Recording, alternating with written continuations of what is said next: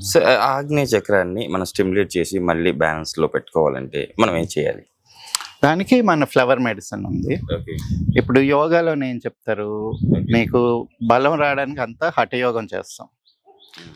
హఠయోగం అంటే exercises, okay. సూర్య నమస్కారాలు, యోగాసనాలు, ఏ, ఏ- ఏమంటాము పవన్ముక్తాసనాలు, ఇవన్నీ ఏంటి హఠయోగం ఓకే. మన అన్నమయ్య కోసం స్ట్రెంథనింగ్కి. ఓకే. దీని లోపల నర్వస్ సిస్టమ్ స్ట్రెంథనింగ్కి ప్రాణాయామం చెప్పారు. ఓకే. ప్రాణాయామం యమనియమాలు ఓకే. అంటే మన డైట్, మన లైఫ్ స్టైల్ ఎలాగ ఉండాలి, ఓకే.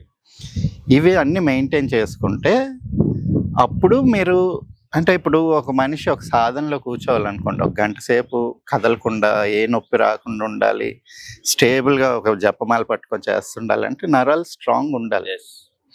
ఇలా షివరింగ్ వస్తూ ఉంటే చేయలేరు, యెస్ సార్. కరెక్ట్. మైండ్ కూడా ఫిట్ అవ్వదు. ఓకే. దానికి ఏంటంటే ప్రాణాయామంతో, ధ్యానంతో, త్రాటకంతో వీటన్నిటి చాలా టెక్నిక్స్ ఉన్నాయి.